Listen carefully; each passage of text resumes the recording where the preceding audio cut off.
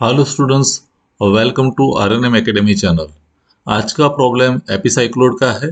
Problem का data इस प्रकार है।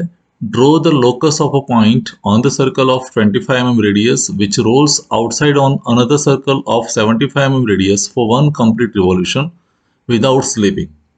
Also show the normal and tangent at any point of the curve.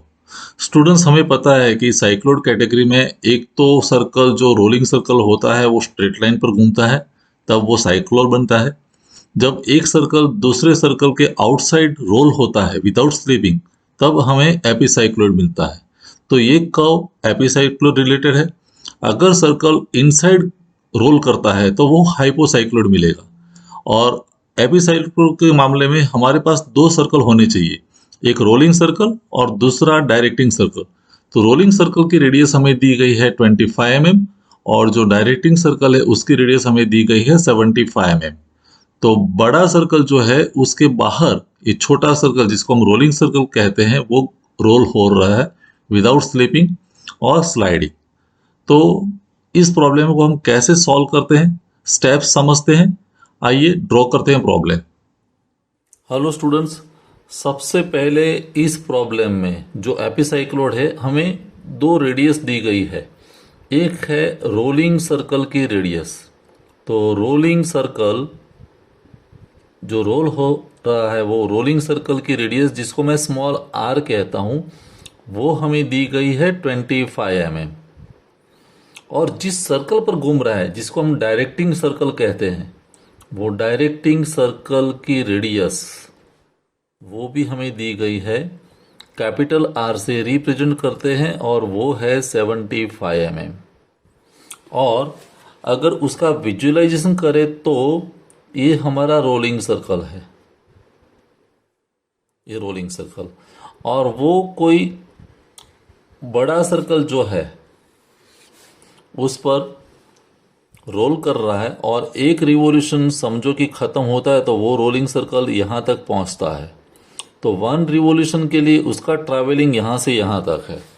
तो कहने का मतलब ये डायरेक्टिंग सर्कल है, उसका कुछ एंगल कवर होता है कॉर्ड पाथ में, इतना पाथ वो ट्रेस करता है और जो कॉर्ड जनरेट होता है उसका एंगल कवर जो होता है उसको हम थीटा कहते हैं। तो रोलिंग सर्कल का स्टार्टिंग डेस्टिनेशन और ये एंडिंग डेस्टिनेशन दोनों के बीच स्ट्रेट लाइन तो नहीं है, कॉर्ड पाथ है। तो कॉर्ड पाथ कितना कवर होगा तो वो थीटा से हमें एस्टिमेशन मिलेगा। और थीटा हम कैसे डिसाइड करेंगे, तो थीटा के लिए इक्वेशन है small r divided by capital r into 360 degree. तो स्मॉल आर तो 25 है, कैपिटल आर 75 है, इंटू 360। तो हमें 25 3 ज़ा 75 एंड 3 यहाँ 120। तो हमें जो एंगल मिलेगा वो 120 डिग्री होगा। तो ये जो एंगल कवर होने वाला है इस प्रॉब्लम में वो 120 डिग्री है। और ये जो लेंथ है रेडियस की डायरेक्टिंग सर्कल की वो तो 75 है और इसको मैं एक्सटेंड करता हूँ तो ये है 25 mm। तो हमें 25 प्लस 75 की एक रेडियस कुल मिला के 100 mm की भी ड्रॉ कर सकते हैं। तो आगे समझते हैं कैसे हम कर्व ड्रॉ करते हैं एपिसाइक्लोइड। एंगल हमारा तय हो गया 120 डिग्री, रोलिंग सर्कल हमारा 25 का है, डायरेक्टिंग सर्कल 75 mm रेडियस वाला है। तो उससे हम कर्व कैसे ड्रॉ करते हैं वो समझते हैं। स्टूडेंट्स, इस प्रॉब्लम में सबसे पहले हमें डायरेक्टिंग सर्कल की रेडियस जो 75 mm दी है, तो मैं सबसे पहले 75 mm रेडियस सेट करता हूँ और हम एक आर्क लगाएंगे। 75 mm रेडियस लेके एक मैंने आर्क लगा दी। अभी ये डायरेक्टिंग सर्कल की रेडियस हुई। डायरेक्टिंग सर्कल के बाहर यहीं कहीं वो रोलिंग सर्कल आने वाला है और रोलिंग सर्कल की रेडियस 25 mm है। लेकिन वो रोलिंग सर्कल ड्रॉ करे इससे पहले हमें ये एंगल सिमेट्री करना है। हमने एंगल ऑलरेडी फाइंड कर दिया कि एंगल होगा 120 डिग्री। तो हमें करना क्या है, सिमेट्री आए इस ढंग से हम एंगल तय करेंगे। तो मैं सेंटर से एक लाइन ड्रॉ कर रहा हूं, देखिए, और ये लाइन के दोनों साइड 60 डिग्री एंगल लेने वाला हूं। तो ये एंगल प्रोटेक्टर जो है उसका सेंटर मैंने रखा, और 60 डिग्री एंगल मीन्स ये एंगल 60 डिग्री 10 20 30, और वैसे ये साइड 60 डिग्री एंगल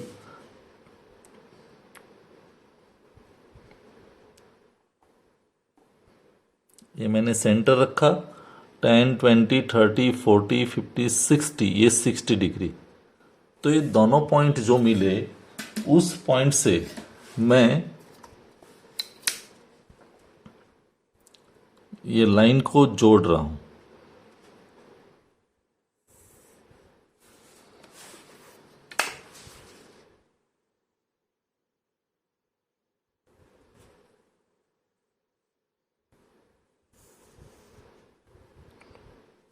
तो ये जो एंगल हुआ दोनों साइड 60 60, कुल मिला के 120 डिग्री एंगल हुआ। ये हमारा जो सेंटर ऑफ कंपास था वो O है, और 60 ये साइड और 60 ये साइड 120 डिग्री एंगल हमने ले लिया, जो हमारा एंगुलर पाथ होगा रोलिंग सर्कल के लिए। अभी रोलिंग सर्कल मुझे रिप्रेजेंट करना है, तो हम क्या करेंगे, यही लाइन जो है उसको मैं एक्सटेंड कर रहा हूं। अगर एक्सेस लाइन हुई तो उसको इरेज कर देंगे, लेकिन ये लाइन को मैं एक्सटेंड कर रहा हूं वैसे। और वैसे ये जो एंगल वाली लाइन थी उसको भी हम एक्सटेंड कर रहे हैं ऐसे। और हमें पता है कि रोलिंग सर्कल की रेडियस 25 है, तो डायमीटर कितना हुआ 50 mm। तो 50 mm प्लस ये 75, तो 125 mm हम रेडियस ले लेंगे।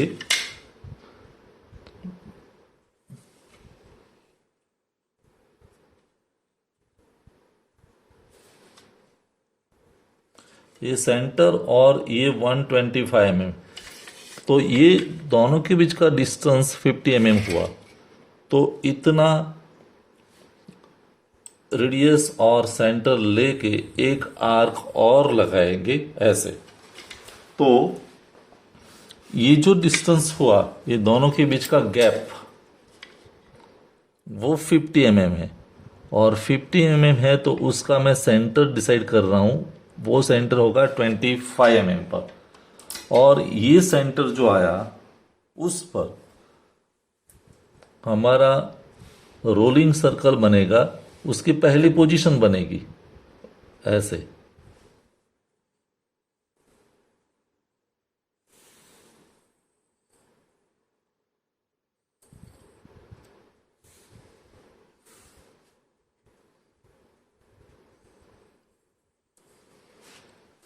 तो आउटसाइड पहली पोजीशन रोलिंग सर्कल की हमने यहां दिखा दी। अभी ये जो रोलिंग सर्कल है उसके हमें 12 इक्वल डिविजन्स करने हैं, और 12 डिविजन्स करने के लिए हम एंगल प्रोटेक्टर की हेल्प लेंगे। ये सेंटर जो था रोलिंग सर्कल का, उस पर मैंने ये प्रोटेक्टर रखा, और 30 डिग्री 60, ये 90 डिग्री, ये 120, ये 150 डिग्री, और वैसे दूसरी साइड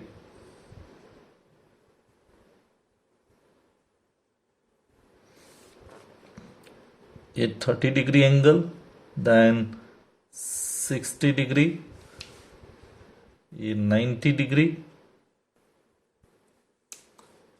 ये 150 है, और 120 वाला ये मार्क है। तो हमने सभी जगह मार्क कर दिए, और ऑपोजिट लाइन को ज्वाइन कर देंगे। जैसे ये लाइन है और ये और सेंटर, ये तीनों को एक साथ हम ज्वाइन कर देंगे ऐसे। फिर ये पॉइंट, सामने वाला पॉइंट और सेंटर ऑफ रोलिंग सर्कल ऐसे, फिर ये पॉइंट, इसका सामने वाला पॉइंट। तो जैसे हम ये सभी पॉइंट्स को जोड़ते जाएंगे हमारा रोलिंग सर्कल 12 इक्वल पार्ट्स में डिवाइड हो जाएगा। तो ये भी ज्वाइन कर दिया, ये पॉइंट और ये पॉइंट।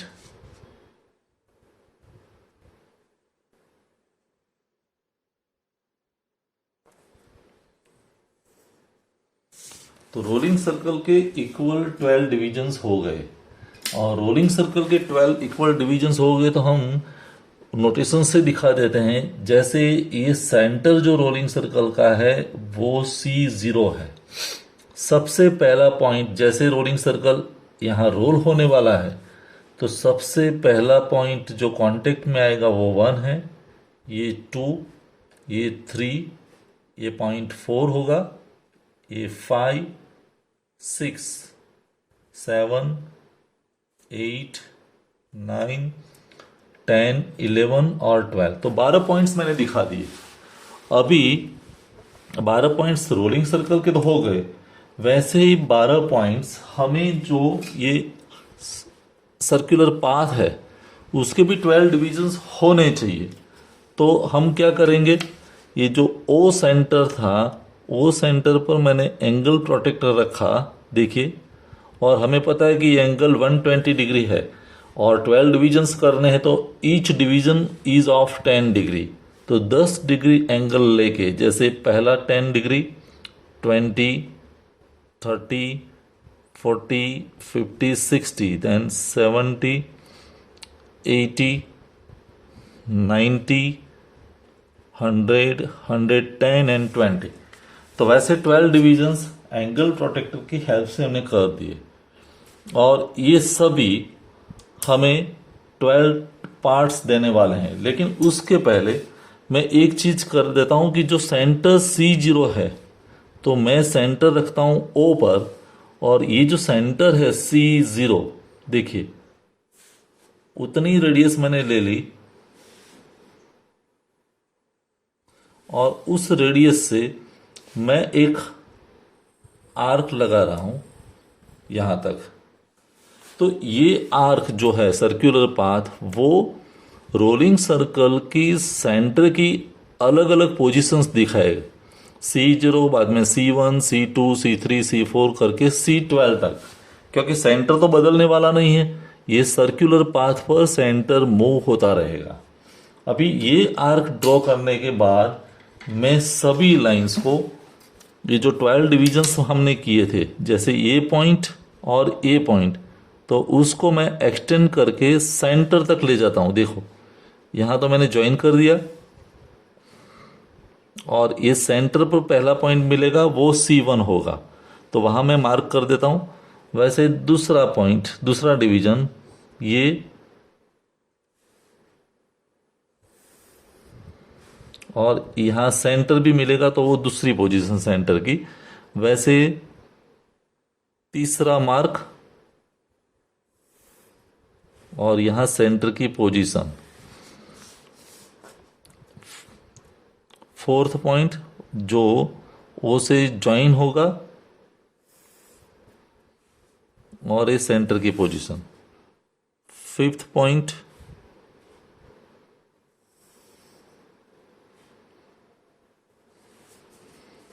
वैसे ये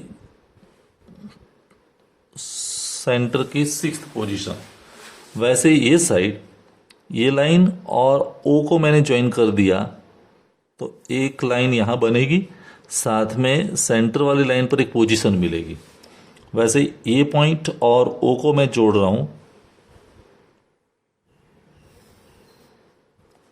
और यहां सेंटर की पोजीशन, ये पॉइंट और ओ का ज्वाइनिंग, और हमें यहां सेंटर की पोजीशन मिलेगी। ये पॉइंट मैंने ज्वाइन कर दिया इसको ओ के साथ, और ये सेंटर की पोजीशन, और लास्ट पार्ट जो वो थे ज्वाइन होने वाला है और यहाँ सेंटर की पोजीशन। तो एक साथ हमने कंस्ट्रक्शन का काम कंप्लीट किया। यहाँ हम नंबरिंग करते हैं तो ये सबसे पहला नंबर 1, ये 2, ये 3, ये 4, 5, 6, 7, 8, 9, 10, 11 और 12।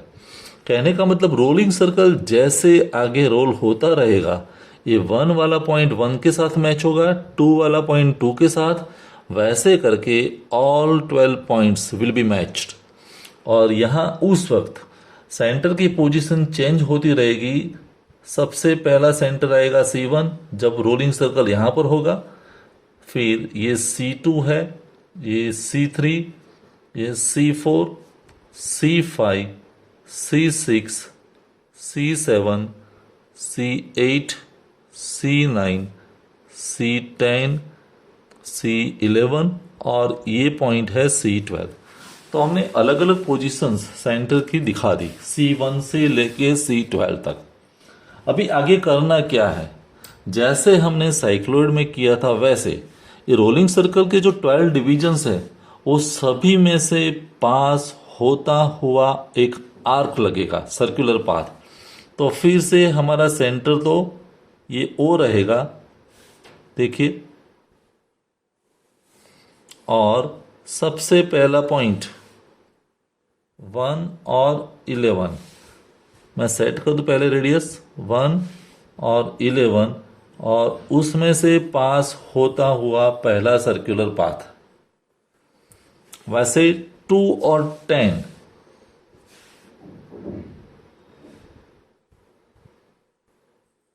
और 10 में से पास होता हुआ सर्कुलर पाथ। वैसे 3 और 9, कई स्टूडेंट गलती करते हैं, ये C0 वाला जो पाथ है उसको ही वो पाथ मान लेते हैं, लेकिन एक्चुअल में ऐसा नहीं है। 9 और 3 दोनों में से पास होता हुआ सर्कुलर पाथ अलग आएगा, ये देखिए। वैसे 7 और 4 में से 8 और 4, पॉइंट नंबर 8 और 4 वो दोनों एक ही पॉइंट में से पास होंगे और एक सर्कुलर आर्क मिलेगी। लास्ट में 7 और 5, तो 7 वाला जो पॉइंट है वो 5 में से भी पास होगा और एक ऐसा आर्क मिलेगा। तो वैसे सर्कुलर आर्क हर जगह हमने लगा दिए सभी पॉइंट्स में से। अभी नेक्स्ट पॉइंट क्या रहेगा, हमारा नेक्स्ट स्टेप क्या रहेगा, तो हमें जो रोलिंग सर्कल की रेडियस दी गई थी 25 mm, तो वो 25 mm में सेट करता हूं फिर से कंपास से।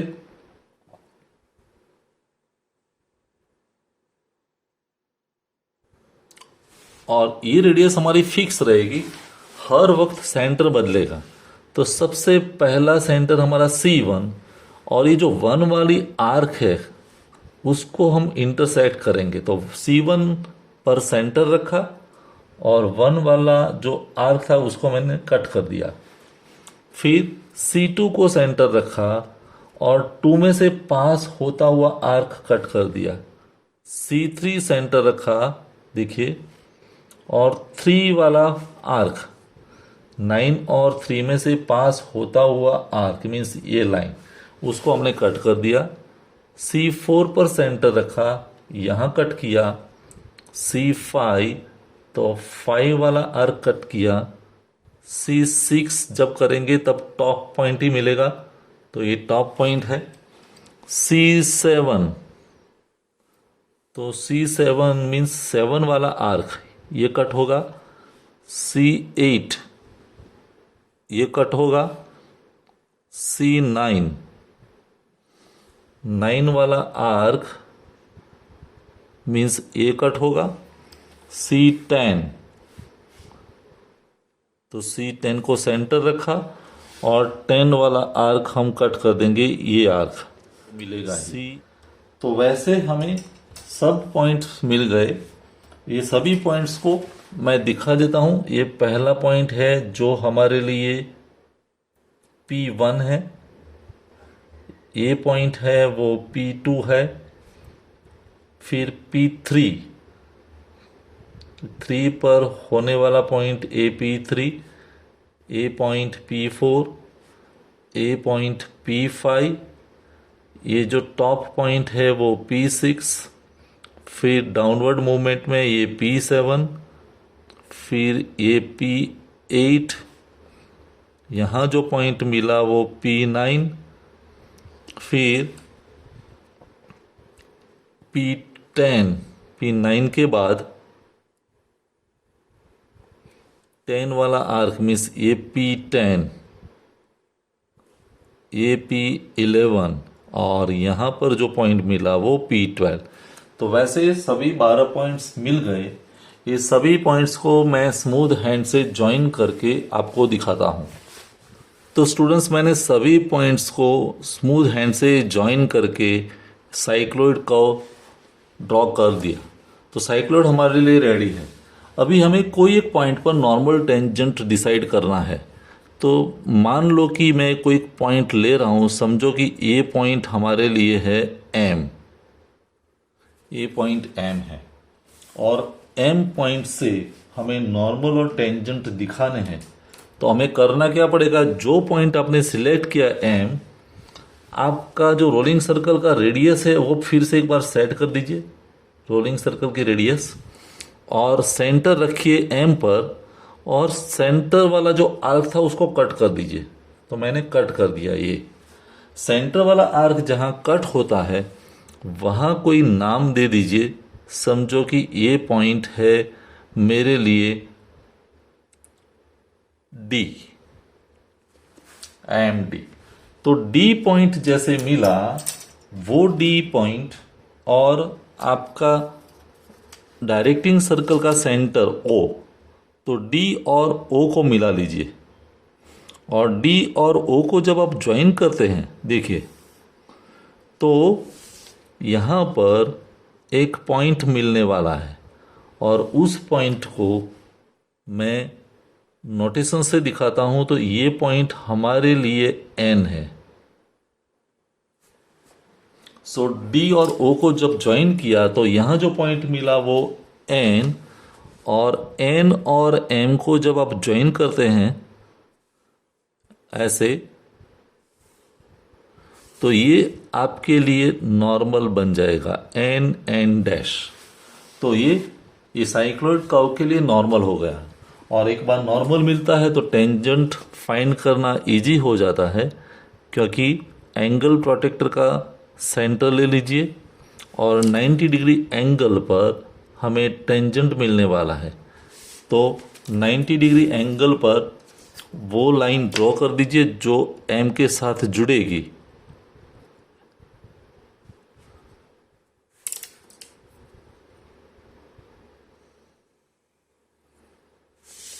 तो ये हमारे लिए टेंजेंट हो गया T डैश। तो नॉर्मल और टेंजेंट आसानी से हम ड्रॉ कर सकते हैं। यहाँ ये कर्व कंप्लीट हो गया with normal tangent. I hope आपको सभी स्टेप्स समझ में आए होंगे, और अगर आपको ये सभी स्टेप समझ में आए हैं तो मेरी चैनल को लाइक, शेयर और सब्सक्राइब कीजिए। और आगे आने वाले वीडियो में हम फिर मिलेंगे। कोई प्रॉब्लम है तो कमेंट सेक्शन में ज़रूर लिख सकते हैं आप। आगे आने वाले वीडियो में कोई एक नया कर्व हम लेंगे। Thank you for watching. Thank you very much. अगर आपको ये वीडियो पसंद आया है और आप मेरी चैनल पर नए हैं तो प्लीज मेरे चैनल को लाइक कीजिए, शेयर कीजिए और सब्सक्राइब जरूर कीजिए। Thank you very much.